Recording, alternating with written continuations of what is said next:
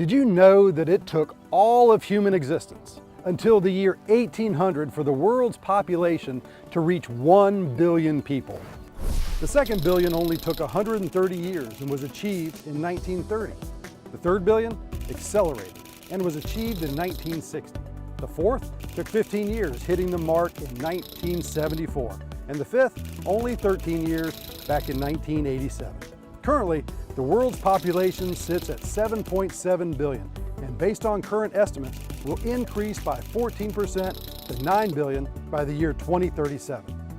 When the world's population grows, resources grow scarce. One of those resources is food. If you're following global trends, the population growth of the world bodes well for countries like ours that produce the food. Here in North Carolina, we are blessed with a strong and vibrant agricultural industry.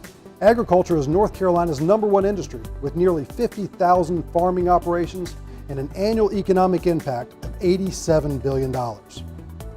While this economic output is impressive and good for our state, imagine, if you will, the economic impact of our state if we expand the emphasis of our agriculture industry to include more than just growing food for the fresh market.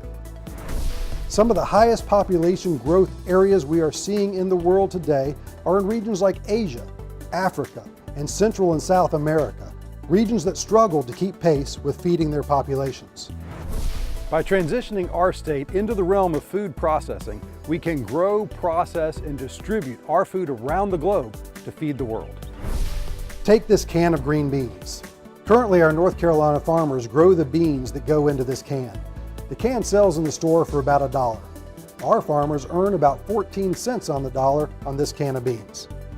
But too many times our state ships the beans out of state to places like Ohio that have made the investment in food processing to process the bean. In fact, 80% of our North Carolina harvested products are shipped out of state to become finished products that show up in the grocery store. They can it, label it, ship it, and make about 86 cents on the dollar. Got that? We grow it and make 14 cents. They process it and make 86 cents. We can do better. Under the strong leadership of our state's Commissioner of Agriculture, Steve Troxler, in partnership with the Dean of Agriculture and Life Sciences at NC State University, Dr. Richard Linton, this transition is well underway. Recent investments in the state-of-the-art Food Innovation Lab, the hiring of experienced food manufacturing experts to lead this venture, and the continued awesome work of North Carolina State College of Agriculture and Life Sciences are paving the way for our state to lead the nation in building a new food manufacturing economy. But there is much more to do. It'll take time and leadership.